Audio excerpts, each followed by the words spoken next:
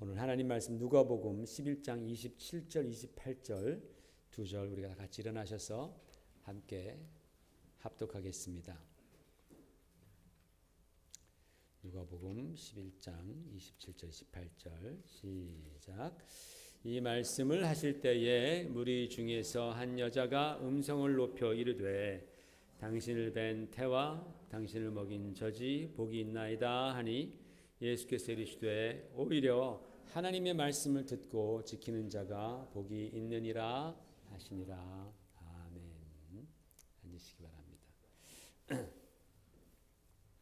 우리 예수님께서 이 땅에서 사역하실 때에 많은 사랑과 또 긍휼을 가지고 고통받는 사람들에게 다가가셨습니다. 그들을 위로해 주시고 또 병을 고쳐주시고 말씀으로 가르쳐 주셨다고 성경은 증언하고 있습니다. 성경을 통해서 볼 때 그 당시에 사람들이 여러 가지 병으로 고통을 당했고 또 귀신 들려 고통을 받았고 죄로 말미암아서 고통을 당했던 것을 알 수 있습니다. 또 그 당시가 로마의 속국으로 이스라엘이 전락했기 때문에 그 로마에게 과다한 세금을 바치느라고 그러지 않아도 가난한데 진짜 정말 쥐어짜내어도 다 세금을 충당하지 못할 만큼 그렇게 수탈을 당한 관계로 그들은 아주 극심한 가난과 그리고 또 인권이 짓밟히는 상황 가운데에서 고통을 받았습니다. 오늘날에도 우리 인생들이 겪는 고통은 예전과 별반 다를 바가 없는 것이죠. 먼저는 우리가 병으로 말미암아 고통을 당합니다. 오늘날 의학이 참 많이 발달했지만은 아직도 의학으로서 고칠 수 없는 병들이 너무나 많죠. 뭐 하나 고친 것 같으면 정복한 것 같으면 새로운 병이 나타납니다. 또 고칠 수 있다 해도 그 고침을 받는 과정이 얼마나 힘든지요. 그래서 뭐 검사하려면 뭐 또 약도 먹어야 되고 그거 안 되면 또 다른 약도 그저 그냥 뭐 우리는 먹는다고 표현하지만 거의 쑤셔 넣는 식으로 고통을 당하죠. 주사바늘도 한번 꽂아서 안 되면 또 꽂고 또 꽂고 하여튼 그 고침 받는 과정이 참 어렵습니다. 너무 쉬운 간단한 병, 그죠? 뭐 감기, 독감 너무 흔한 것도 한번 걸리면 얼마나 많이 고통을 당해야지만이 거기서 이제 해방되는지. 하여튼 우리 인류는 예전 2000년 전에 비해서 지금 훨씬 놀라운 수준으로 의학이 발달한 것은 분명합니다만은 그러나 여전히 우리는 병으로 고통받고 있습니다. 또 우리들은 죄로 말미암아 고통받죠. 죄로 인해서 고통받습니다. 죄는요, 처음에는 우리 인생을 좀 편하게 해주고 또 도와주는 것처럼 느껴지죠. 그러니까 사람들이 다 죄를 범하는 거예요. 이 죄를 지금 내가 거짓말하면 또는 지금 내가 도둑질을 한다면 지금 내가 간음하면 지금 내가 하나님의 말씀에 불순종하면 그러면 내가 좀 편해질 수 있을 거야. 내가 지금 이 위기를 벗어날 수 있을 거야 라고 생각하니까 죄를 짓는 거죠. 그죠? 나에게 유익이 될 거야 라고 생각하니까 죄를 범하는 것입니다. 그런데 성경은 그것을 죄의 올무, 죄의 함정이라고 했습니다. 그 유혹이 굉장히 큰 거예요, 사실은. 내가 지금 이 죄를 지으면 나에게 좀 더 유익이 될 것이다. 내가 좀 더 편해질 것이다. 내가 좀 더 좋아질 것이다 라는 그 거짓 유혹이 굉장히 큰 거예요. 그러니까 사람들이 다 죄를 짓습니다. 막상 죄를 지어서 나는 지금 괜찮아진 것 같지만 사실은 그 죄의 피해를 당하는 상대방은 어떻습니까? 고통을 당하는 거죠. 손해보는 거죠. 억울한 것이죠. 시련을 당하는 것이죠. 그러니까 이 죄라는 것은 그 죄가 지나간 자리에는 언제나 인생의 고통이라는 흔적을 남기는 거예요. 반드시 남깁니다. 죄는 그 흔적이 반드시 인생의 고난이라는 고통이라는 것으로 불행이라는 것으로 반드시 흔적을 남기게 되어 있습니다. 그래서 죄로 말미암아 상대방이 고통당하고 마침내는 지금은 내가 막 좋을지언정 내 자신도 큰 불행 가운데에 떨어지는 것입니다. 그래서 사람들은 흔히 말합니다. 묻습니다. 아니 만일 하나님이 계시다면 왜 이 세상에 이런 고통이 있습니까? 라고 묻죠. 하나님이 계시다면 왜 세상에 이런 고통이 있습니까? 라고 물으면서 마치 자기 자신은 이런 고통의 원인인 죄와는 무관한 듯이, 마치 자기 자신은 굉장히 의롭다는 듯이, 그죠? 사람들이 이 세상의 고통과 고난들이 죄로 말미암은 것들인데 마치 자기는 그것과는 무관하다는 듯이, 의롭다는 듯이, 아니 하나님이 계시다면 왜 세상에 이러한 고통이 있습니까? 라고 묻는다라는 거예요. 굉장히 어리석은 거예요. 굉장히 바보스러운 질문입니다. 거기에 대한 대답은 너무 간단하죠. 인간의 탐욕과 죄 때문에 그렇습니다. 인간의 탐욕과 죄 때문에 이 세상의 그 많은 고통들이 연쇄적으로 계속해서 벌어지는 거예요. 그러니까 이런 사람들은 자신의 죄 문제는 덮어두면서 내가 얼마나 죄인이라는 사실은 그들이 정말 자각하지 못하고 하나님 앞에 회개하지 못하면서 그 죄에 대한 결과의 책임을 다른 곳에서 찾으려고, 오히려 하나님에게서 찾으려고 그렇게 하나님을 원망하는 그런 어리석음을 범하는 것이죠. 참 그런 사람들이 많습니다. 여러분 또 인생의 고통 중에 보면은 아까 병으로 말미암은 고통, 죄로 말미암은 고통도 있지만 또 성경에 보니까 귀신으로 말미암은 고통도 있습니다. 영적 세계가 있다라는 거예요. 영적 세계. 귀신으로 말미암아 고통당하는 경우가 성경엔 많이 나옵니다. 성경에서 보면 어떤 병들은요, 귀신에 의해서 생긴 병이라는 것을 명백하게 보여줍니다. 그래서 귀신을 쫓아내니까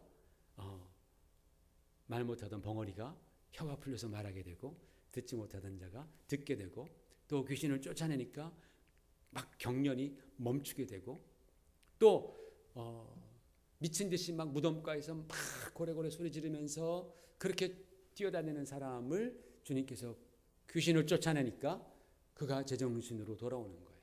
미친 사람이 그렇게, 그 원인이 귀신이었던 것이죠. 그런 악한 영, 귀신에 의해서 고통당하는 병이라든지 또는 정신 이상이라든지 이런 것들이 있다라는 겁니다. 물론 모든 것이 다 귀신에 의해서 이루어졌다라는 것은 분명히 아니죠. 왜냐하면 마가복음에도 보면은 주님께서 어떤 귀먹은 자에게는 오라 하시고 귀신 쫓지 않으세요. 주님께서 귓구멍에다가 손가락을 넣으신 다음에 열려라 하니까 귀가 열리고 혀가 풀려서 말하게 되었다. 그 원인은 거기서 영적인 데 있는 것이 아니었고 다른 어떤 다른 어떤 원인이 있었기 때문에 주님께서는 그를 그렇게 고쳐주시는 것이죠. 또 여러분 귀신에 의해서 죄 가운데 깊이 빠지는 경우도 있습니다. 그래서 내가 깨닫고 거기서 나오려고 그렇게 몸부림쳐도 나오지 못하는 거예요. 왜? 귀신이 그것을 붙잡고 있기 때문에 그래요. 사람의 힘으로는 도무지 나올 수 없는 그런 경우들도 많습니다. 귀신의 악한 영의 종이 되는 것이죠. 그래서 여러분 우리가 죄를 짓잖아요. 죄를 지을 때도 좀 정도껏 져야 되는 거예요. 너무 깊이 빠지다 보면 우리가 악의 도구가 될 수 있는 거예요. 귀신이 그래? 너 그렇게 죄를 좋아해? 내가 너를 점지해두겠다. 내 종으로 쓰겠다. 그러면 안 되잖아요. 그러면 참 힘듭니다. 그러니까 그렇게 귀신의 역사로 말미암아서 귀신이 자기 점을 탁 찍어두고 내 도구로 또 죄의 일꾼으로 이용당하는 경우 많습니다. 특별히 여러분 우리 동양 사람들, 한국 사람들 점 많이 보잖아요. 그죠? 점 본 사람들, 점을 본다든지 아니면 부적 같은 거 갖고 있는 사람들. 그죠? 그 말은 뭐냐면 귀신이여 나에게 오소서라는 뜻이잖아요. 그죠? 부적을 자기가 몸에 갖고 있다라는 것은 그거 당장 버려야 됩니다. 이거 귀한 부적이다. 예전에 누구 말씀 들어보니까는 금가루로 이렇게 써가지고 100만 원이라 그러면서 그것을 잘 접어가지고 베개맡에다 넣어놓고 지갑에다 넣어놓고 귀신 부르는 거예요.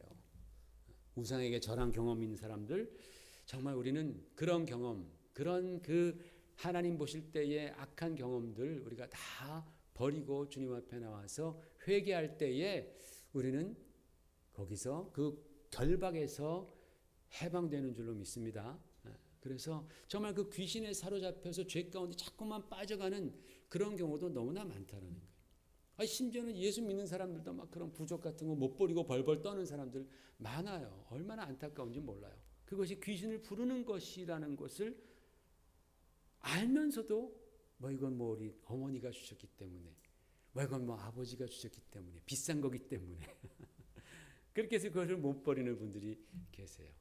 여러분 그러지 마시기 바랍니다. 정말 그 귀신의 노예가 된다는 것은, 귀신은 하나 주고 10개 빼앗아가는 악한 영입니다. 그래서 거기에 붙들리게 되면 인생이 망가지죠. 오늘날의 그 귀신의 역사는 예전과는 굉장히 다르게 매우 은밀하게 역사하는 것 같아요.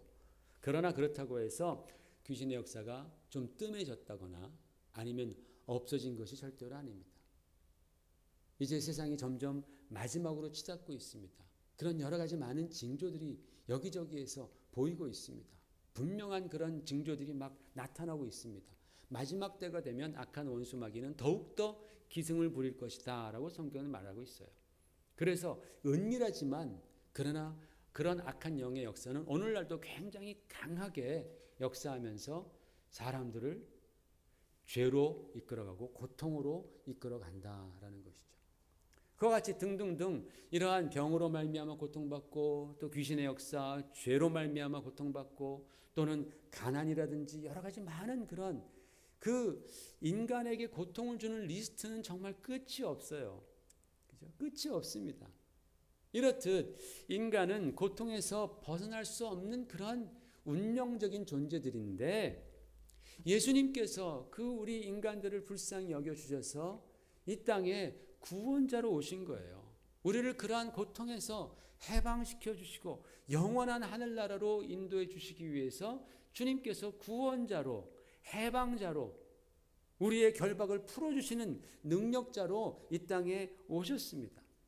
그래서 주님께서는 그렇게 역사하시고 우리에게 소망을 주시는 거예요. 이 많은 고통이 많은 이 세상 가운데, 고해와 같은 이 세상에서 주님이 우리에게 소망을 주시는 거예요. 여러분, 우리에게 소망이 있기 때문에 그런 고통을 이길 수 있는 힘이 생기는 거죠. 그죠? 소망이 없다면, 저와 여러분에게 내일에 대한 소망이 없다면, 미래에 대한 소망이 없다면, 하늘나라에 대한, 천국에 대한 소망이 없다면 우리가 이 땅, 이 고통 가운데에 이 무의미한 인생을 살아갈 이유가 어디 있냐라는 거죠. 살아가는 것이 우리에게는 고통만 더할 뿐인데, 그러나 주님께서 이 땅에 오셔서 구원을 약속해 주시고, 천국에 대한 구원뿐만 아니라 이 세상에서 지금 우리에게 정말 그 소망으로 말미암은 은혜를 베푸시는 거예요. 구원자가 이 땅에 오신 것입니다. 그래서 주님께서는 자신의 사역을 누가복음 13장 31절 32절에서 간단하게 요약해 주십니다. 한번 같이, 없어요? 같이 읽지 않고 제가 읽어드리겠습니다. 그때에 어떤 바리새인들이 나와서 이르되 나가서 여기를 떠나소서, 헤롯이 당신을 죽이고자 하나이다. 이렇게 말하실 때 주님께서 말씀하기를 너희는 가서 저 여우에게 이르되 오늘과 내일은 내가 귀신을 쫓아내며 병을 고치다가 제3일에는 완전하여 지리라고 하라 그랬어요. 오늘과 내일에는 내가 귀신 쫓고 병 고치다가 3일에는 내가 완전해지리라고 하라. 그러니까 여러분, 주님의 공생애는 병 고치고 귀신을 쫓아내시다가 마침내 십자가에 달려 죽으셨다가 사흘 만에 부활하심으로 주님의 우리를 구원하시는 그 계획을 온전하게 이루어 주신다라는 그런 뜻이죠. 이 세 가지로 요약되는 것입니다. 그러니까 주님께서 이 땅에 왜 오셨는가? 이 땅에서 우리의 고통과 아픔을 주님께서 위로해 주시고, 여러분이 경험하는 그런 모든 근심, 걱정, 아픔들 주님께서 위로해 주시고 치유해 주시고 이길 힘을 주시고, 그리고 우리에게 십자가의 죽음과 부활로 말미암은 진정한 썩지 아니할 영원한 소망과 행복을 주님께서 주시러 오셨다라는 것입니다. 이것을 너희가 믿느냐라는 것이죠. 우리의 믿음 생활은 바로 그 주님의 그 구원하시는 역사, 믿음대로 될지어라고 말씀하시는데 그 믿음을 갖는 자들은 이기는 거예요. 이기는 거예요. 그런 질병, 즉 육신의 고통이죠. 또 귀신 들린 것, 영적인 또 정신적인 그런 고통이죠.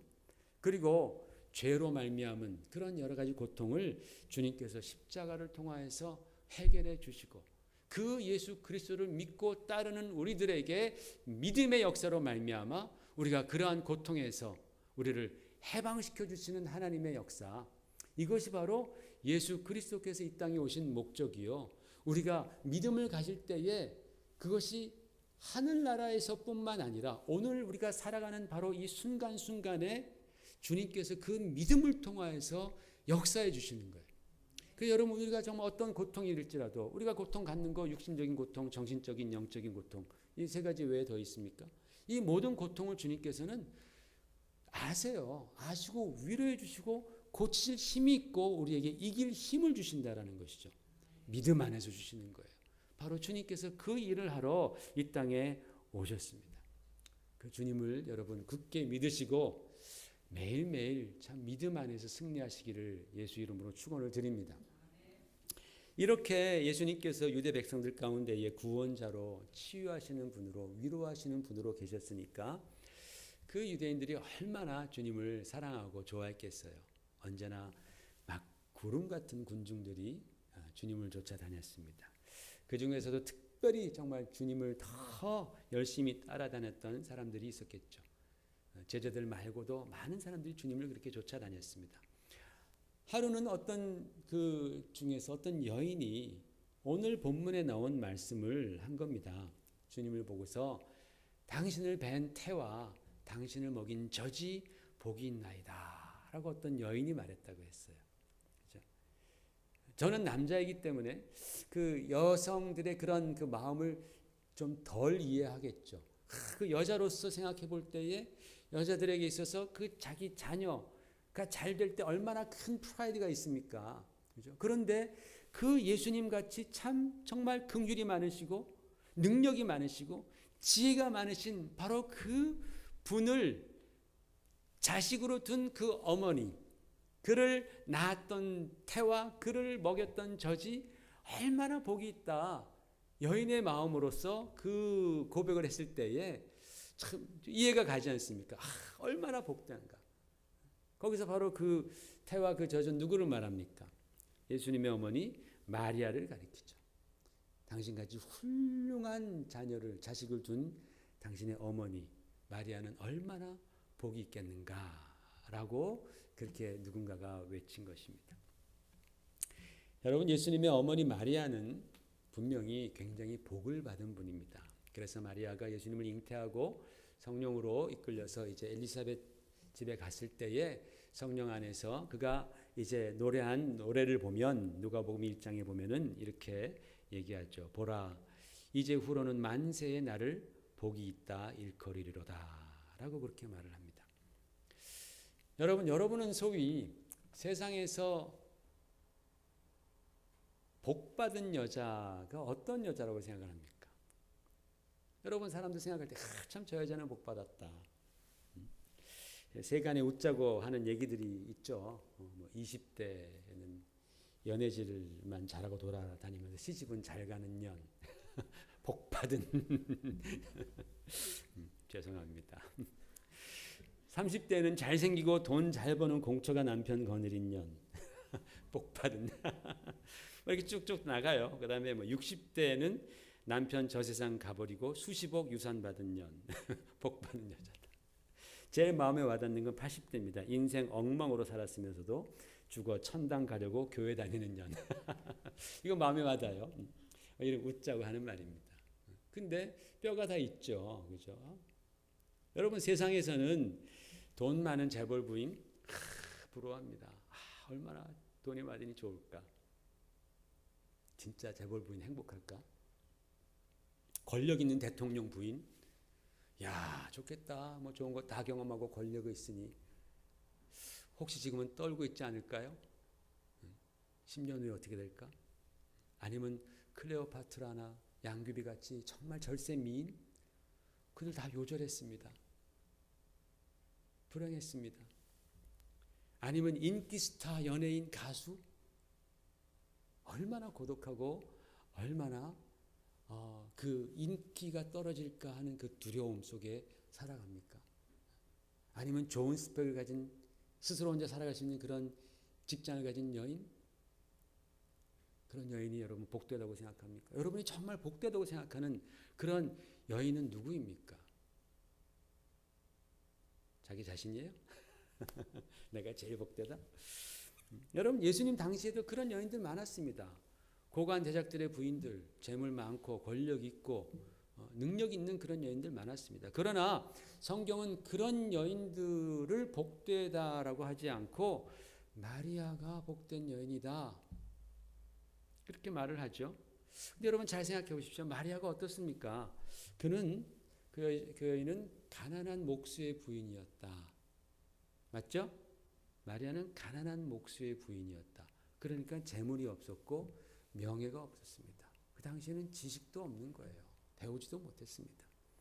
특히 그들이 살았던 곳은 나사렛이라는 아주 하층민들이 살던, 진짜 나사렛에서 무슨 선한 것이 날 수 있을까라고 사람들이 그렇게 툭 나사렛 하면 거기는 안 되는 데야, 그쪽 출신은 아무것도 못하는 데야 라고 말할 만큼 아주 천한 곳이었단 말이죠. 그러니까 그분들의 이 마리아와 그 요셉 그 가정의 생활 수준은 유대 전체의 중간보다 훨씬 밑도는 그런 레벨에서 살았던 사람들이에요. 권력이 있을 턱이 없고 재물이 있을 턱이 없습니다. 게다가 마리아의 남편 요셉은 젊어서 죽었습니다. 예수님께서 돌아가실 때에 어머니에게 자기 제자 요한에게 어머니를 부탁하잖아요. 만약에 남편이 살아 있었다면 당연히 남편이 테이크케어하는 것이지, 남편이 자기 부인을 그저 케어해 줘야지 왜 제자인 요한에게 부탁했겠어요? 아버지가 일찍 돌아가셨다라는 증거입니다. 여러분 아시다시피 그 당시에 과부의 사회적인 지위는 형편없죠. 굉장히 천대받고 또 어떻게 보면 무시당하던 아주 힘든 처지가 과부의 처지입니다. 마리아가 돈이 있는 것도 아니었고 명예가 있는 것도 아니었고 어떤 왕궁과 줄이 있는 것도 아니었고, 게다가 남편도, 목수였던 남편도 그렇게 죽어서 과부입니다. 게다가 그의 장남 예수는 유대교에서 출교당하고 또 로마 법정에서부터 이제 판결을 받아서 십자가에서 처참하게 처형을 당했습니다. 여러분 생각해 보세요. 정말 한 여인으로서 이 피눈물 나는 그런 얘기들 아닙니까? 그러나 비록 이런 파란만장한 인생살이를 했지만은 성경은 여전히 마리아가 복된 여인이라고 그렇게 누가복음에서 말을 하고 있습니다. 왜 그럴까요? 왜냐하면 그가 바로 복되신 예수 그리스도의 생모였기 때문에 그렇습니다. 구원자를 그가 품었던 분, 그 구원자에게, 인류를 구원할 분에게 젖을 먹였던 분, 그리고 그가 자라가는 것을 보셨던 분이라는 거예요. 세상의 어떤 여인보다도 최고의 영광을 누렸던 분이 바로 이 마리아다. 그런 면에서 복되도다라고 우리가 볼 수 있습니다. 또 그것보다도 어떻게 보면 여러분 마리아는 어떤 분이냐? 마리아만이 예수님께서 잉태된 것이 성령의 능력으로 말미암아 잉태됐다라는 것을 증거할 수 있는 그 인류 수백억인지 수천억 가운데에 오직 유일한 사람이 바로 마리아입니다. 우리는 예수님께서 성령으로 잉태되셨다라는 것을 믿음으로 우리는 받아들이는 거예요. 믿음으로 인정하는 거예요. 그러나 마리아는 믿음으로 인정하는 것이 아니에요. 그는 자기 경험으로 인정하는 겁니다. 팩트를 분명히 갖고 있는 자입니다. 그러니까 예수님께서 성령으로 잉태하신 하나님의 아들이라는 사실을 유일하게 증거할 수 있는 분은 바로 마리아 한 분밖에 없는 거예요. 그렇죠? 그러니까 하나님께서 이 마리아 이분을 얼마나 귀하게 생각했겠습니까? 그러므로 그분은 참 복된 분이라고 볼 수 있습니다. 그런데 오늘 주님께서는 어떤 여인이 당신을 뵌 태와 당신을 먹인 젖이 복이 있습니다 라고 큰 소리로 그렇게 외쳤을 때에 주님께서 담담하게 대답하십니다. 오히려 하나님의 말씀을 듣고 지키는 자가 복이 있느니라. 그렇게 말씀하신 거예요. 자기 어머니 구원자를 그렇게 낳고 키운 바로 그 복된 어머니보다 오히려 하나님의 말씀을 듣고 지키는 자가 더 복이 있느니라. 여러분 이 말씀 믿어지십니까? 이 말씀 정말 믿어지십니까? 저는 이 말씀을 쭉 묵상하면서 오 마이 갓. 이야, 정말일까? 주님께서 이렇게 말씀하셨으니까 정말이죠. 그래서 제가 오늘 주보에 오늘 설교 제목에도 생각보다 엄청난 복, 오 마이 갓이라고 제가 써놓은 이유가 야, 이게 정말 우리가 감당할 수 없는 그런 복을 주님께서 지금 말씀하고 계시는구나. 여러분 우리가 보통 다른 것은 다 몰라도 우리를 낳아주시고 길러주신 어머님의 은혜 하면 우리가 굉장히 높이는 법 아니에요? 그죠? 시간이 지날수록 더 어머님의 은혜를 높여드립니다. 다른 것 다 몰라도 우리 부모님이 나를 낳아주시고 키워주신 그 부모님이 무시를 당하거나 특별히 연약한 어머님이 지금 예수님의 경우는 과부 어머님이잖아요. 연약하잖아요. 그런 그 어머님이 무시당하고 누군가 욕한다면은 또는 그 공로를 깎아내린다면 얼마나 막 분노가 막 치밀어 오르겠어요. 그게 당연하죠, 자식으로서는. 그런데 예수님께서 생모이신 마리아를 높이는 말을 누군가 했는데 그걸 칭찬해 주시고 인정하는 것이 자식의 도리건만 예수님께서는 그 말씀 앞에서 한마디도 어머님에 대한 말씀을 안 하셨다라는 거예요. 신기하게도 신약 전체를 보면 예수님께서 자기 어머님에 대해서 하신 말씀은 한마디도 없습니다. 한마디도 없어요. 참 신기하죠. 오히려 하나님의 말씀을 듣고 지키는 자가 복이 있느니라 라고 말씀하신 거예요. 어떻게 보면 굉장히 까칠하죠, 예수님께서. 그죠? 좀 냉정하시죠. 자기 어머님의 그 복됨보다 그것은 말씀하지 않고 하나님의 말씀을 듣고 지키는 자가 오히려 복되도다. 와, 굉장한 말씀이에요. 그렇다고 여러분 우리가 오해하면 안 됩니다. 지금 주님의 말씀은 어머니 마리아가 복이 없다라는 그런 말씀이 아닙니다. 또 주님께서 그 마리아의 공로를 깎아내리는 것도 아닙니다. 성경이 증거하는 바에 따르면은 마리아는 예수님께서 어렸을 때부터 하신 그 말씀들, 모든 말씀들, 사람들이 무시해버리고 사람들이 별로 생각하지 않는 그런 모든 말씀들을 다 귀담아 듣고 마음에 두셨느니라 라고 성경은 증거하고 있어요.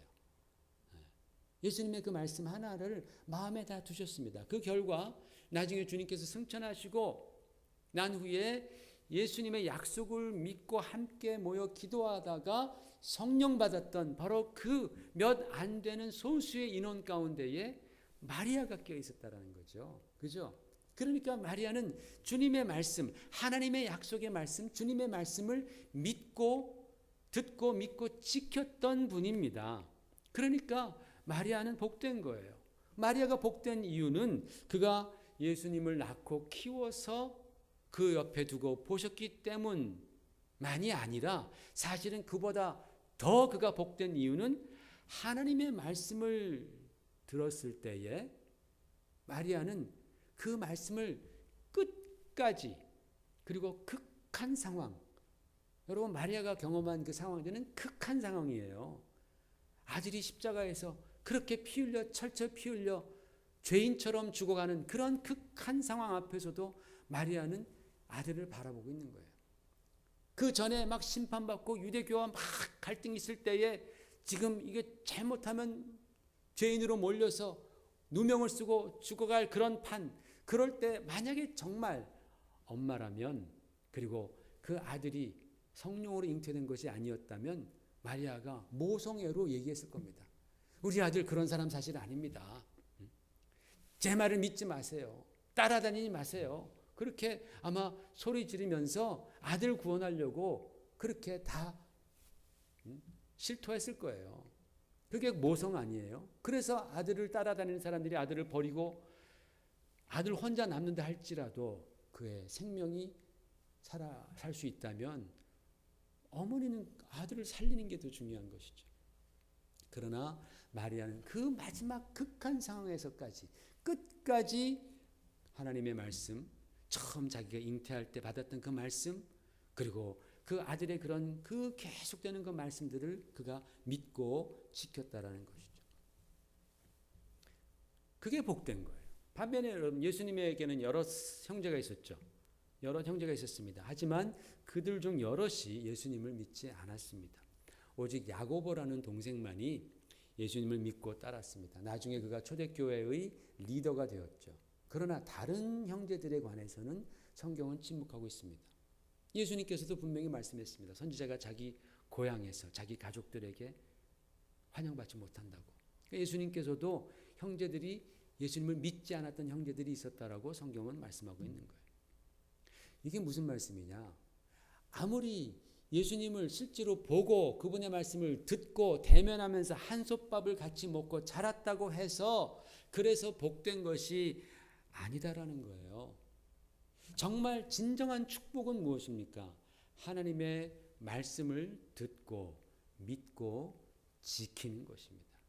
이것이 오늘 주님께서 말씀하시는 행복, 성경이 말하는 복의 포인트예요. 핵심입니다. 키입니다. 여러분, 우리는 신앙생활 하다가 내가 믿음이 좀 없을 때에 이런 생각을 합니다. 내가 예수님을 좀 봤으면 좋겠다. 기도하다가 갑자기 환상이 보이고 갑자기 막 주님의 음성이 막 들렸으면 좋겠다라고 생각하는 그런 경우들이 많이 있습니다.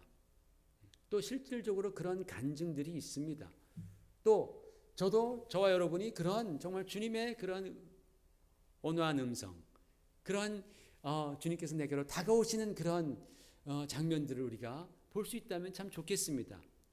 그러나 하나님의 말씀은 우리에게 뭐라고 말씀하시느냐? 이걸 우리가 잘 들어야 되는 거예요. 주님의 말씀은 주님을 잉태하고 주님을 키워 먹긴 그런 여인이라 할지라도 그를 부러워하지 말라라는 거예요. 복된 자, 참으로 복된 자는 하나님의 말씀을 듣고 믿고 지킨 자다. 이것이 정말 복된 자다.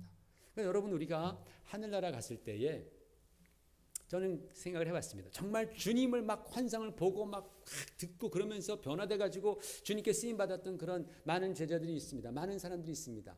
또 어떤 사람들은 그런 거 전혀 없이 정말 오직 하나님의 말씀이 말씀만을 내가 들었을 때 그것을 믿고 그 말씀을 행했던 사람이 있을 것입니다. 주님께서 정말 하늘나라 가면 누구에게 더 많은 복을 주실까? 누구를 더 복되다고 하실까? You never know. 정말 우리가 말씀을 듣고 그 말씀을 순수하게 믿는 그 믿음이 얼마나 복되다라는 것. 아마 하늘나라에 갔을 때 나는 주님 별로 한 것 없이 그냥 주님의 말씀, 그 말씀 내가 믿고 주님 따랐는데요. 하나님께서 예비해 주신 그런 엄청난 축복을 보고서 오 마이 갓, 정말 큰 축복입니다 라고 놀랄 줄 믿습니다. 왜? 주님께서 그렇게 말씀하시기 때문에 그렇습니다. 의심하던 도마에게 주님께서 나타나서 내가 본고로 나를 믿느냐? 보지 않고 믿는 자가 복되도다. 더 복되도다가 아니에요. 보지 않고 믿는 자가 복되도다라고 말씀하는 거예요. 그러니까 본 것을 믿는 것은 안 쳐주겠다라는 말씀이에요. 그냥 주님의 말씀, 그 말씀 그대로 듣고 믿을 때에 하나님은 그것을 복된 자라고 주님 말씀하시는데 계속해서 성경은 일관되게 우리의 믿음을 그렇게 말씀하는 거예요. 주님 시대 때도 자꾸 증거를 보여달라, 기적을 보여달라, 표적을 보여달라 할 때 내가 너에게 보여줄 수 있는 표적이 요나의 표적밖에 없다라고 말씀하잖아요. 뭘 말씀해요? 십자가에서 죽었다가 사흘 만에 부활할 바로 그 표적밖에 없다. 다른 것 찾지 마라 라고 말씀하실 정도로 주님께서는 우리가 십자가의 그 주님의 사역에 집중하기를 바라는 거예요. 아멘? 그 십자가의 그 주님의 메시지에 우리가 더 집중하기를 바라는 거예요. 그것 외에는 다른 걸 구하지 말라라는 거예요. 여러분 신앙생활하면서 기도하실 때 여러분 뭘 위해서 기도합니까? 여러분 혹시 여러분 기도하시면서 주님 제가 그 십자가의 은혜를 더 알게 하시옵소서. 십자가의 주님의 그 보혈의 능력을 내가 더 알게 하시옵소서. 내가 그 십자가에서 이루신 그 주님의 승리와 영광을 알게 하여 주시옵소서. 여러분 그렇게 좀 기도하십니까? 그렇게 기도하시길 바랍니다. 다른 거 다 기도하시는데 가장 중요한 거 빼놓고 기도하지 마시고 내가 좀 더 십자가의 주님의 그 은혜를 알아야 되지 않아요? 주님의 그 십자가에서의 고난과 그 승리가 누구를 위한 것인지 우리가 좀 더 깊이 깨달아야 되지 않아요? 그것을 놓고 여러분 좀 더 정말 열심으로 기도하시기를 주의 이름으로 축원을 드립니다. 여러분 우리가 사는 이 세상은요 점점 성경을 버리고 있습니다. 하나님의 말씀을 버리는 거예요. 주님은 지금 하나님의 말씀을 듣고 지키는 자는 복되도다라고 말하는데 오늘날 세상은 자꾸만 성경을 버립니다. 성도들도 성경보다 과학을 더 신뢰하고 하나님의 말씀보다는 인터넷에서 떠도는 그런 정보들, 잡다한 정보들 또는 지식들 이런 것들을 더 의지해요. 그것을 더 옳다라고 얘기합니다. 근데 그 다음 달에 보면 홀라당 뒤집혀 있습니다. 성경보다 그런 것들을 더 의지한다니까요. 그래서 여러분 사람들이 더 행복해졌습니까? 인생이 더 행복해집니까? 더 지혜로워졌습니까? 그렇지 않습니다. 미국이 60년대에 공립학교에서 성경을 추방합니다. 케네디 대통령 때 성경을 추방합니다. 그 성경을 버린 결과를 보십시오. 미국 사회가 무너지는 거예요. 가정이 무너지고 사회가 망가지는 거예요. 여러분 하나님의 말씀을 버리면 인생은 반드시 메말라 갑니다. 저와 여러분이 아무리 신앙생활을 한다고 할지라도 교회 온다 할지라도 여러분이 하나님의 말씀을 버리게 되면 천천히 서서히 그러나 확실히 여러분의 인생은 메말라가고 피폐해진다는 사실을 여러분 잊지 마십시오. 왜 성경을 버립니까? 왜 하나님 말씀 버립니까? 내가 바빠요. 이거 해야 되고 저거 해야 되고 돈도 벌어야 되고 뭐 해야 되고 많이 해야 됩니다. 그렇게 해보십시오 여러분. 되나? 인생이 충만해지나? 그런 인생을 예레미야서에는 밑빠진 독이라고 말했어요. 밑빠진 독에다가 아무리 부어보십시오. 아무리 부어보십시오. 아이고 구멍이 조그마니까 더 많이 부으면 된다? 구멍이 더 커집니다. 여러분 그래서 많은 인생들이 피폐해집니다. 하나님 말씀 버리면 반드시 우리의 영혼은 메말라 갑니다.